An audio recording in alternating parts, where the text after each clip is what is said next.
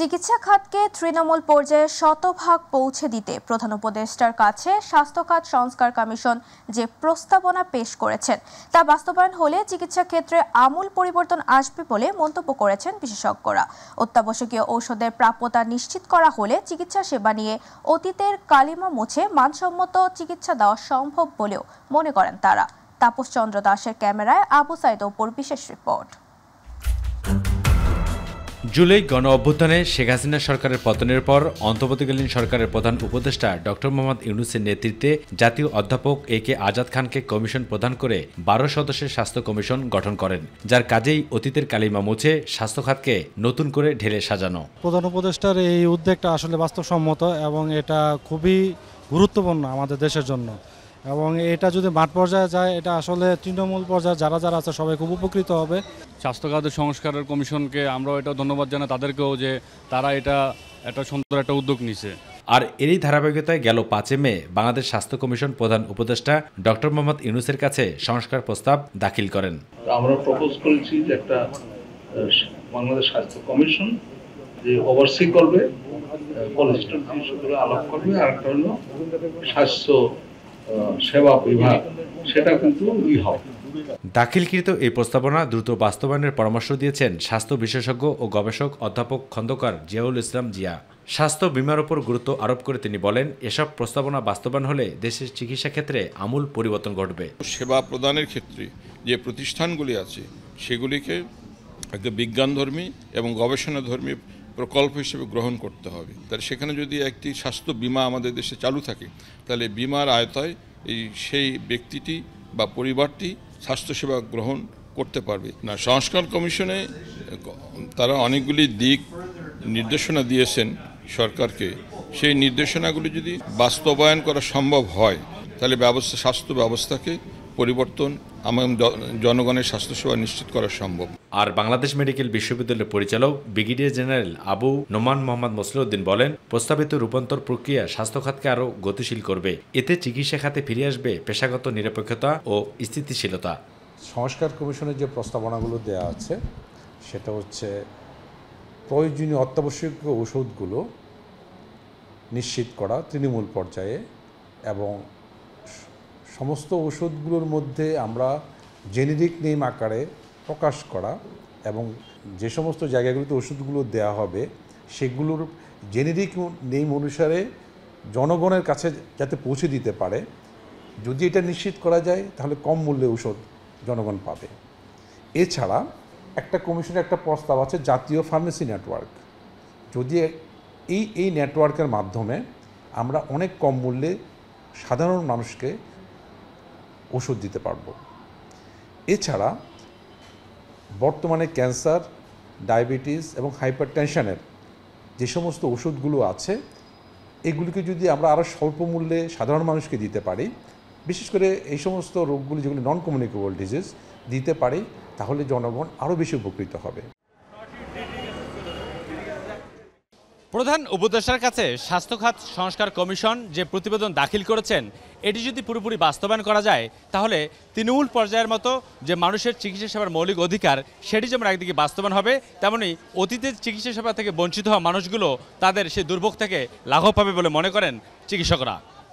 Bangladesh medical থেকে আবু সাইদ অপু, মাই TV, Dhaka. মানবতা বিরোধী অপরাধের মামলায় মৃত্যুদণ্ডাদেশের রায়ের বিরুদ্ধে জামাত নেতা এটিএম আজহারুল ইসলামের খালাস চেয়ে করা আপিল আবেদন শুনানি আজ। প্রধান বিচারপতি ডক্টর সৈয়দ রিফাত আহমেদের নেতৃত্বাধীন 7 সদস্যের বিচারপতির আপিল বিভাগের পূর্ণাঙ্গ ও নিয়মিত বেঞ্চে শুনানি হবে। সেই হিসেবে আপিল আবেদনটি শুনানির জন্য সুপ্রিম কোর্টের আপিল বিভাগের পূর্ণাঙ্গ ও নিয়মিত বেঞ্চের কার্যতালিকার শীর্ষে রয়েছে। এটিএম আজহারুল ইসলামের বিরুদ্ধে 2014 সালের 30 ডিসেম্বর আন্তর্জাতিক অপরাধ ট্রাইব্যুনাল মৃত্যুদণ্ডের রায় দেন। এরপর তিনি এই রায়ের বিরুদ্ধে আপিল করেন। দীর্ঘ প্রক্রিয়ার পর 2019 সালে 31 অক্টোবর আপিল বিভাগ তার ফাঁসির রায় বহাল রাখে। তবে 2020 সালে 19 জুলাই তিনি রিভিউ আবেদন করেন। চলতি বছরের 26 ফেব্রুয়ারি আদালত তার আবেদন গ্রহণ করে পূর্ণাঙ্গ আপিলের সুযোগ দেন। দর্শক, এই মুহূর্তে আদালতে আছেন সহকর্মী এসএম আরিফ, যুক্ত হচ্ছি তার সাথে। আরিফ, এটিএম আজহারুল ইসলামের আপিল শুনানির বিষয়ে কি তথ্য আছে আপনার কাছে? শুনানি কি আজই শেষ হতে পারে নাকি তারও আরও চলতে পারে। কি বলছেন আইনজীবীরা আমাদের জানাবেন। শুনানি আজকেই শেষ হওয়ার কথা, কারণ গতকাল যে শুনানিটি শুরু হয়েছে আসামিপক্ষের যে আইনজীবী শুনানি করছেন, গতকালকে তিনি জানিয়েছেন যে প্রায় 90% শুনানি গতকালকেই শেষ হয়েছে এবং বাকি যে 10% যেটি যদি তার কথা সত্যি হয় তাহলে 10% শুনানি খুব বেশি সময় লাগার কথা না। এই শুনানিটি গতকালকেই শুরু হয়েছে। তিনি কিন্তু গতকালকে এই আসামিপক্ষের আইনজীবী তিনি কথা বলেছেন গণমাধ্যমের সাথে। তিনি যেমন জানিয়েছেন তার শুনানিতে বিভিন্ন দিক তুলে ধরেছেন। তিনি বলেছেন যে তার বিরুদ্ধে যে এলিগেশনগুলো আনা হয়েছে সেগুলো সবগুলোই ভিত্তিহীন এবং লেইম এক্সকিউজ বলছেন তিনি। এবং তিনি জানিয়েছেন সাক্ষ্য যে প্রমাণ সেটিও দুর্বল, তিনি সেটি আদালতে তুলে ধরেছেন, সেটি তেমনটি জানিয়েছেন। এবং তিনি গতকালকে এমনটিও জানিয়েছিলেন যে 90% শুনানি প্রায় শেষ হয়ে গেছে তার, এবং 10% শুনানি যেটি আপনি প্রশ্ন করেছেন যে শুনানি কতদিন চলতে পারে। আজকে হয়তো সেই শুনানি শেষ হয়ে যাবে, তবে আমরা আসলে আদালতের বিষয় এখন পর্যন্ত বলা যায় না। আপিল বিভাগ কি বলেন সেটি পরবর্তী বিষয়। আরেকটু জানিয়ে রাখি যে এই এটিএম আজহারুলের বিপক্ষে যে এই রিভিউ আবেদনটি সেটি অনুমতি দেওয়া হয় 12 ফেব্রুয়ারি, সেটা 14 সালের। আমরা একটু তথ্যটা জানিয়ে রাখি। 2014 সালের 30 ডিসেম্বর আন্তর্জাতিক অপরাধ ট্রাইব্যুনালে দেওয়া রায়ে 4টি মামলায় কিন্তু তাকে মৃত্যুদণ্ড দেওয়া হয় 6টি মামলার মধ্যে, এবং একটি মামলায় 25 বছর আর একটি মামলায় 5 বছরের কারাদণ্ড দেওয়া হয়। এবং এরপরে যে আবেদনটি করা হয় সেই আবেদনের রিভিউ আবেদন করা হয় এই মামলায়। সেখানে গত 26 ফেব্রুয়ারি মানবতা বিরোধী অপরাধের মামলায় এই জামায়াত নেতাকে অনুমতি দেয়। আপনার যে আপিলটি করেন সেই আপিলের কিন্তু রিভিউ আপিলের অনুমতি দেয় সর্বোচ্চ আদালত। এর পরেই কিন্তু আসলে শুনানির দিন ধার্য করে গতকালকে থেকে শুনানি হয়। একটু তথ্য জানিয়ে রাখি, এই মানবতা বিরোধী অপরাধের এই মামলায় কিন্তু এটি প্রথম কোনো মামলা যে মামলায় রিভিউ যে আপিল সেই আপিলের অনুমতি কিন্তু আদালত দিয়েছে। এখন পর্যন্ত শুনানি শুরু হয়েছে, আমরা যতটুকু জানতে পেরেছি। এই শুনানি শেষ হলেই আমরা আসলে পরবর্তী যে তথ্য সেটি আসলে জানিয়ে দিতে পারবো আপনার মাধ্যমে সাধারণ দর্শকদের। তো এই ছিল আমার কাছে আদালত প্রাঙ্গণ থেকে সর্বশেষ। আরিফ, আপনাকে ধন্যবাদ। দর্শক, আদালত প্রাঙ্গণ থেকে এটিএম আজহারুল ইসলামের আপিল শুনানির সবশেষ তথ্য জানাচ্ছিল আমাদের সহকর্মী SM আরিফ। জুলাই গণঅভ্যুত্থানের গণহত্যার বিচার না হলে ভবিষ্যতে দেশে ফ্যাসিবাদের আরও ভয়ঙ্কর রূপে ফিরে আসবে বলে মন্তব্য করেছেন জামায়াতে ইসলামী আমির ডক্টর শফিকুর রহমান। ভোরে আজিমপুর কবরস্থান ব্যারিস্টার আব্দুর রাজ্জাকের কবর জিয়ারত শেষে কথা বলেন তিনি। জামায়াত আমির বলেন, দেশের মানুষ এখনও ন্যায় বিচার থেকে বঞ্চিত। যারা মজলুম ও গণহত্যার শিকার তারা ন্যায় বিচার না পেলে দেশের আইনের শাসন প্রতিষ্ঠা হবে না।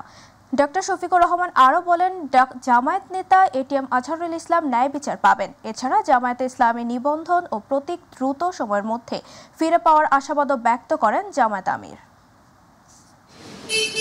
বিগত ফ্যাসিবাদী সরকার গভীর ষড়যন্ত্রে লিপ্ত হয়, সংগঠন হিসাবে জামাতকে টার্গেট করে আর ব্যক্তি হিসাবে এর নেতৃবৃন্দকে টার্গেট করে।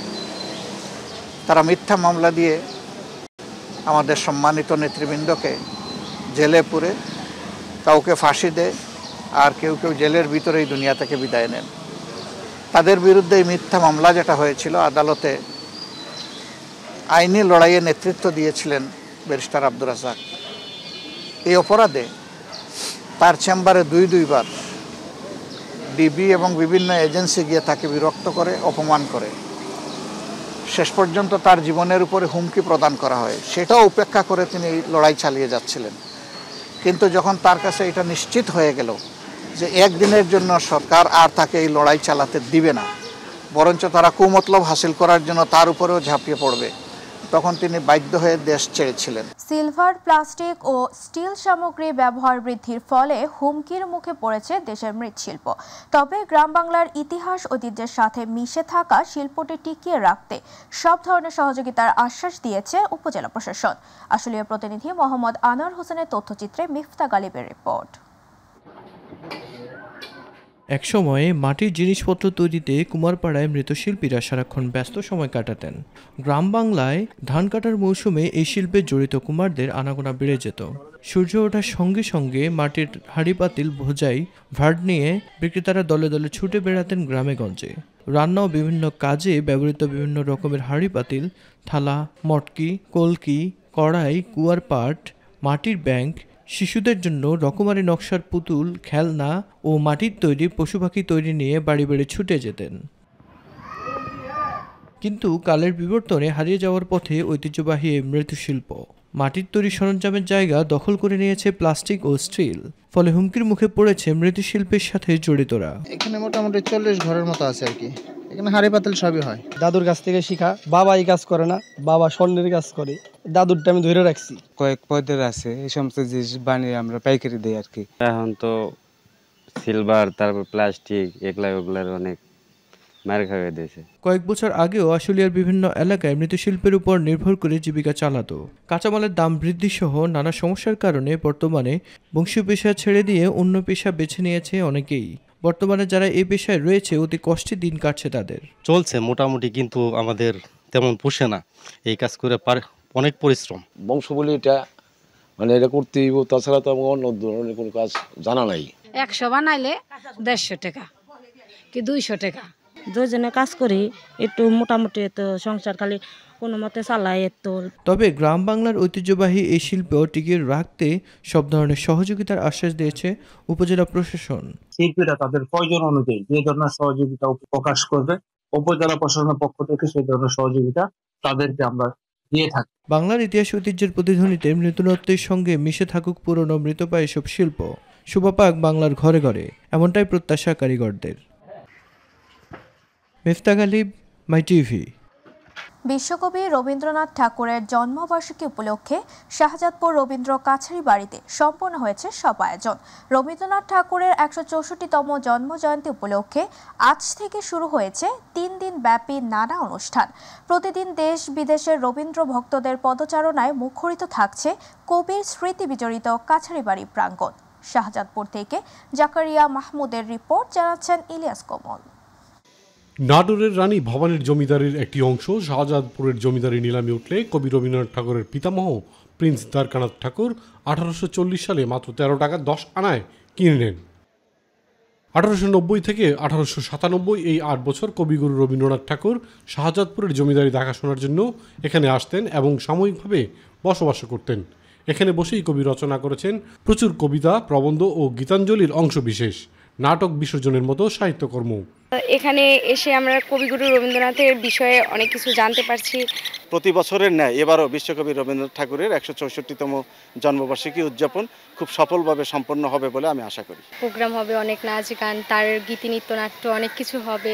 কবিগুরুর স্মৃতি বিজড়িত শাহজাদপুরের কাছারি বাড়িতে প্রতি বছরই সাড়ম্বরে উদযাপিত হয়ে আসছে কবির জন্মবার্ষিকী। শাহজাদপুরের সর্বজনীন এই উৎসবে অংশগ্রহণ করতে ইতিমধ্যেই দেশ বিদেশের বিভিন্ন প্রান্ত থেকে ছুটে এসেছেন রবীন্দ্রপ্রেমীরা। সাংস্কৃতিক কর্মীরা আমরা আপ্রাণ চেষ্টা করব যেন আমাদের রবীন্দ্র জয়ন্তী, শাহজাদপুরের প্রাণের উৎসব আমরা যেন সফলভাবে করতে পারি। আমাদের সবসময় চেষ্টা থাকবে যে আমাদের আগামী প্রজন্ম কিভাবে এই সম্পর্কে ধারণা পাবে বা জানতে পারবে। জেলা প্রশাসনের আয়োজনে উপজেলা প্রশাসনের তত্ত্বাবধানে থাকছে 3 দিনব্যাপী নানা অনুষ্ঠান। এরই মধ্যে সমস্ত প্রস্তুতি সম্পন্ন করা হয়েছে বলে জানিয়েছে স্থানীয় প্রশাসন। প্রতি বছরই এই জন্মবার্ষিকী উপলক্ষে বিশেষ ধরনের নিরাপত্তা ব্যবস্থা নেওয়া হয়ে থাকে। এখানে আইন শৃঙ্খলা বাহিনীর যারা সদস্য আছে তারা এখানে রেগুলার 24 আওয়ার এখানে ডিউটি করে। এখানে পুলিশ থাকে, র্যাব থাকে, বিজিবি থাকে। বিশ্বকবির 164তম জন্মবার্ষিকী উপলক্ষে কবির স্মৃতি বিজড়িত রবীন্দ্র কাছারি বাড়িতে 3 দিনব্যাপী নানা কর্মসূচি শুরু হয়েছে।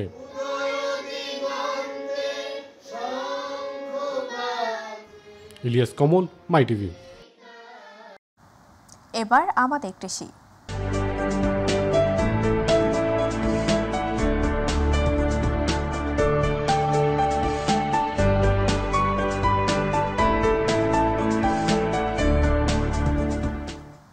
চলতি মৌসুমে কুমিল্লায় বোরো ধানের বাম্পার ফলন হয়েছে। বন্যার পরবর্তী সময় ও আবহাওয়া অনুকূলে থাকায় বোরো ফলন লক্ষ্যমাত্রার চেয়ে বেশি হয়েছে বলে জানিয়েছে কৃষি সম্প্রসারণ অধিদপ্তর। তবে উৎপাদিত ফসলের ন্যায্য মূল্য নিয়ে হতাশ কৃষকরা। কৃষি সম্প্রসারণ অধিদপ্তর জানিয়েছে সরকার খাদ্য বিভাগের মাধ্যমে ধান সংগ্রহের উদ্যোগ নিয়েছে। কুমিল্লার চৌদ্দগ্রাম প্রতিনিধি জসিম চৌধুরী পাঠানো ভিডিও চিত্রে আফজাল হোসেনের রিপোর্ট।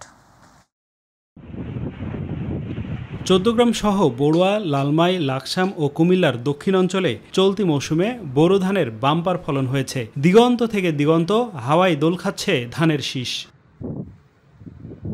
তবে বাম্পার ফলন সত্ত্বেও দুশ্চিন্তায় কৃষকেরা। তারা বলছেন উৎপাদন খরচ বেড়ে যাওয়ায় এবং ধানের ন্যায্য মূল্য না পাওয়ায় লোকসানের আশঙ্কা রয়েছে। উড়ি আইছে না তো করি ধান গিতার মাহেটার দাদা করণ লাগবে খাইতে হইলে এই হিসেবে গৃহস্থী বাস করি দণ্ড তো ধান ফলন এনে ভালো হয়েছে, খরচ বেশি, সারের দাম ওষুধের দাম ব্যাগ দামে তো বেশি। ফলন তো মাশাআল্লাহ ইনশাআল্লাহ যা মোটামুটি চলে, কিন্তু সারের দাম বাড়া আবার কামড়ার দাম বাড়া, মনে করেন না গৃহস্থী সব মিলিয়া ওষুধের দাম বাড়া, তারপরেও পোষে না। চলতি বছর সেচ খরচ, শ্রমিকের মজুরি, সার, কীটনাশক সহ অন্যান্য কৃষি উপকরণের দাম বেড়েছে। তবে সেই তুলনায় বাড়েনি ধানের দাম। যারা এসব কাজের সাথে জড়িত না তাদেরকে সার বীজ দেওয়া হয়, বা যারা পার্টিগতভাবে, আর যারা মনে করেন এই কৃষিকাজ করে তাদেরকে সার বীজ দেওয়া হয় না সরকারিভাবে। আবাদ করি, কোনো উন্নয়ন হতেছে না, আমাদের বাগাকে ঘাত করি, আর কৃষি অফিস কোনো বীজ সার পায় না, সারের দাম বৃদ্ধি, বদলের দাম বাড়তি। কৃষকরা ক্ষতিগ্রস্ত হলে স্থানীয় অর্থনীতিতে নেতিবাচক প্রভাব পড়তে পারে বলে মনে করছেন সংশ্লিষ্টরা। সংশ্লিষ্ট বিভাগ জানিয়েছে সরকার কুমিল্লা থেকে 11,000 মেট্রিক টনের বেশি ধান সংগ্রহ করবে। সরকার খাদ্য বিভাগের মাধ্যমে ধান সংগ্রহের কার্যক্রম হাতে নিয়েছে। এখানে কুমিল্লা জেলায় প্রায় 11,000 মেট্রিক টনের উপরে ধান সরকার সংগ্রহ করবে, যেখানে প্রতি কেজি ধানের মূল্য হবে 36 টাকা, যা বাজারের তুলনায় কমপক্ষে 4 থেকে 5 টাকা করে প্রতি কেজিতে বেশি। তো সেখানে যদি আমাদের কৃষকরা কৃষি অফিসের মাধ্যমে তালিকাভুক্ত হতে পারে এবং তারা তাদের ধানগুলো শুকিয়ে সঠিকভাবে এলএসডি গোডাউনে পৌঁছাতে সক্ষম হয়, তা নিশ্চিত তারা লাভবান হবে। আফজাল হোসেন, মাই টিভি। এবার গ্রাম বাংলার খবর।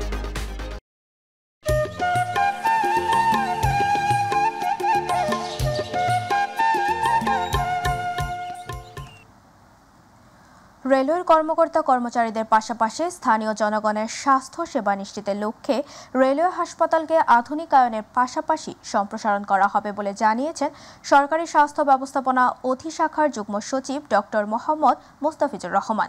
দিনাজপুরের পার্বতীপুরে অবস্থিত প্রাচীন রেল হাসপাতাল পরিদর্শন শেষে বুধবার সাংবাদিকদের প্রশ্নের জবাবে এসব কথা বলেন তিনি। পরিদর্শনকালে railway chief medical officer doctor Anisul Haque, Parbatipur উপজেলা নির্বাহী কর্মকর্তা সাদ্দাম হোসেন, মডেল থানার ওসি জাকির হোসেন মোল্লা সহ সংশ্লিষ্টরা উপস্থিত ছিলেন। রেলওয়ে কর্মকর্তা কর্মচারীর আগে যেভাবে সেবা পেত সেই সেবার সাথে সাধারণ মানুষের জন্য এটিকে কীভাবে সম্প্রসারণ করতে পারে সেটা দেখার জন্য মূলত এসেছি। এই জিনিসগুলো দেখে গিয়ে আমরা সরকারকে বলবো কী কী করণীয়, কী কী কাজ লাগবে, কী কী নাই, ঠিক আছে, সেটা নিয়ে আমরা চেষ্টা করবো যে আপনাদের জন্য এই এটাকে আরও আধুনিকায়ন এবং সুন্দর করা। আগামী 10 মে তারুণ্যের রাজনৈতিক অধিকার প্রতিষ্ঠার সমাবেশ সফল করার লক্ষ্যে প্রস্তুতি সভা করেছে চট্টগ্রাম মহানগর যুবদল। রাতে নগরীর কাজী দেউরেস্থ দলীয় কার্যালয় নসিমন আয়োজিত প্রস্তুতি সভায় মহানগর যুবদলের সাবেক সভাপতি মোশাররফ হোসেন দীপ্তির সভাপতিত্বে ও সাবেক সাধারণ সম্পাদক মোহাম্মদ শাহেদের সঞ্চালনায় প্রধান অতিথি ছিলেন যুবদল কেন্দ্রীয় নির্বাহী কমিটির সভাপতি আব্দুল মোনেম মুন্না এবং প্রধান বক্তা ছিলেন সাধারণ সম্পাদক মোহাম্মদ নুরুল ইসলাম নয়ন। এ সময় উপস্থিত ছিলেন মহানগর যুবদলের সাবেক সিনিয়র সহসভাপতি ইকবাল হোসেন এবং সাংগঠনিক সম্পাদক এমদাদুল হক বাদশাহ সহ অন্যান্য নেতাকর্মীরা।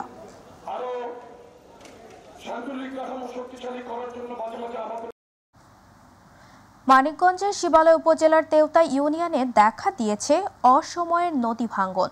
বুধবার বিএনপির জাতীয় নির্বাহী কমিটির সদস্য ও মানিকগঞ্জ জেলা বিএনপির আহ্বায়ক কমিটির সদস্য এস.এ. জিন্নাহ কবির নদী ভাঙ্গন কবলিত অসহায় মানুষের মাঝে বিএনপির ভারপ্রাপ্ত চেয়ারম্যান তারেক রহমানের দেওয়া ঈদ উপহার কাপড় লুঙ্গি বিতরণ করেন। এ সময় নদী ভাঙ্গন রোধে জিও ব্যাগ ফেলার আশ্বাস দেন।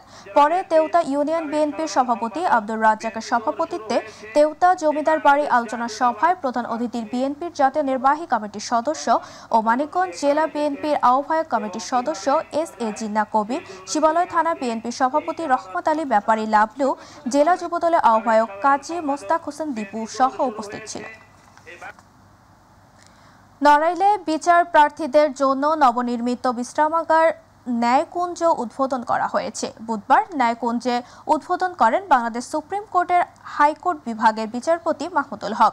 এ সময় উপস্থিত ছিলেন জেলা ও দায়রা জজ শারমিন নিগার, নারী ও শিশু নির্যাতন দমন ট্রাইব্যুনালের বিচারক Mahmuda Khatun, chief judicial magistrate Mohammad Hadiuzzaman, Narail আদালতের public prosecutor advocate S M. Abdul Haque, Narail আইনজীবী সমিতির সভাপতি অ্যাডভোকেট তারিকুজ্জামান লিটু সহ নড়াইল আদালতের বিচারক, আইনজীবী, বিচার প্রার্থী সহ কর্মকর্তা কর্মচারীবৃন্দ।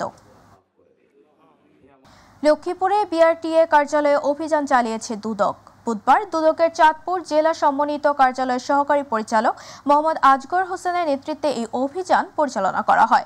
দুর্নীতির প্রাথমিক প্রমাণ পাওয়া গেছে বলে জানিয়েছেন অভিযানে নেতৃত্ব দেওয়া দুদক কর্মকর্তা। অফিসের বিভিন্ন নথিপত্র পর্যালোচনা করে ও ভুক্তভোগীদের সাথে কথা বলে অনিয়মের প্রমাণ পায় দুদক। দুদকের সহকারী পরিচালক আজগর হোসেন বলেন, গাড়ির ফিটনেস লাইসেন্স ও ড্রাইভিং লাইসেন্স করতে সরকার নির্ধারিত ফি এর অতিরিক্ত টাকা দিয়ে লাইসেন্স করার বিষয়টি দুদকের দৃষ্টিগোচর হয়েছে। তদন্তের দুর্নীতি প্রাথমিক তথ্য প্রমাণ পাওয়া গেছে। ঊর্ধ্বতন কর্মকর্তার নির্দেশনা অনুযায়ী পরবর্তী ব্যবস্থা নেওয়া হবে। ঝালকাঠি বিআরটিএ কার্যালয়ের অভিযান চালিয়েছে দুর্নীতি দমন কমিশন। বুধবার জেলা বিআরটিএ কার্যালয়ে এই অভিযান চালানো হয়। অভিযানে টের পেয়ে দালালরা পালিয়ে যায়। দুদক কর্মকর্তারা বিভিন্ন নথিপত্র তল্লাশি করেন। তারা আবেদনকারীদের প্রস্তুতকৃত ড্রাইভিং লাইসেন্স 3 দিনের মধ্যে ঘুষ ছাড়াই প্রদান করার নির্দেশ দেন। অন্যথায় এই কার্যালয়ে কর্মকর্তা কর্মচারীদের বিরুদ্ধে ব্যবস্থা গ্রহণ করা হবে বলেও জানান দুদক। এ সময় স্বচ্ছতার সঙ্গে বিআরটিএ কর্তৃপক্ষকে কাজ করার নির্দেশ দেন দুদক কর্মকর্তারা। দুদক পিরোজপুর সমন্বিত কার্যালয়ের সহকারী পরিচালক আরিফ হোসেনের নেতৃত্বে এই অভিযান পরিচালনা করা হয়। সিলেট বিআরটিএ অফিসে 50 কোটি টাকার ঘুষ বাণিজ্যের অভিযোগে অভিযান পরিচালনা করেছে দুর্নীতি দমন কমিশন সিলেট। বুধবার সিলেট বিআরটিএ অফিসে এই অভিযান পরিচালনা করে দুদক সিলেট অফিসের কর্মকর্তারা। অভিযানে সিলেট বিআরটিএ অফিসের মোটরযান পরিদর্শক দেলোয়ার হোসেন রুম থেকে 5টি ব্ল্যাঙ্ক চেক, 3টি মোবাইল ফোন এবং একটি হকি স্টিক উদ্ধার করা হয়। এছাড়া রেকর্ড কিপার আব্দুর রাজ্জাকের কাছ থেকে একটি আবেদন ও গ্রাহকের 5,000 টাকা উদ্ধার করা হয়। তবে এসব অভিযোগের কথা অস্বীকার করেছেন অভিযুক্ত মোটরযান পরিদর্শক। এ বিষয়ে দুদক সিলেট অঞ্চল সহকারী পরিচালক আশরাফুদ্দিন জানান, বিআরটিএ দেশের পরিবহন ব্যবস্থাপনায় গুরুত্বপূর্ণ ভূমিকা পালন করেন। তার ডয়ার থেকে আলমারি থেকে আমরা সংগ্রহ করি, উদ্ধার করি। সাথে একটি হকি স্টিকারও পাওয়া যায়। সেইগুলো দিয়ে মানুষকে অত্যাচার করতে মর্মে অভিযোগ তার বিরুদ্ধে রয়েছে। দ্বিতীয়ত আমরা আরেকটি বিষয়ে অভিযান পরিচালনা করি, সেটা হচ্ছে আব্দুর রাজ্জাক রেকর্ড কিপার। তার রুম থেকে আমরা একটি আবেদন ফর্ম উদ্ধার করি। সেটাতে আমরা ফর্মের সাথে 5,000 টাকা সহ সেটাতে সংশ্লিষ্ট একসাথে স্ট্যাপলার করা ছিল ফর্মের সাথে, সেটা আমরা পেয়েছি। এগুলো আমরা ইতিমধ্যে ইনভেন্টরি করেছি তাদের জিম্মায়। 4 মাস যুক্তরাজ্যে চিকিৎসা শেষে বেগম খালেদা জিয়া এবং 17 বছর পর তারেক রহমানের সহধর্মিণী জোবাইদা রহমানের স্বদেশ প্রত্যাবর্তনে ঢাকার ধামরায় শুভেচ্ছা ও অভিনন্দন জানিয়ে আনন্দ মিছিল করেছে উপজেলা ছাত্রদল। ঢাকা জেলা যুবদলের সভাপতি ইয়াসিন ফেরদৌস মুরাদের উদ্যোগে আনন্দ মিছিলে উপস্থিত ছিলেন ধামরা সরকারি কলেজের ছাত্রদলের সাবেক সাধারণ সম্পাদক রাফিজুল ইসলাম রবিন, ছাত্রদল নেতা মোহাম্মদ জাকারিয়া, মোহাম্মদ রিফাত সহ আরও অনেকে। আনন্দ মিছিলটি ইসলামপুর সরকারি প্রাথমিক বিদ্যালয় মাঠ থেকে বের হয়ে পৌরসভার প্রধান সড়ক প্রদক্ষিণ করে।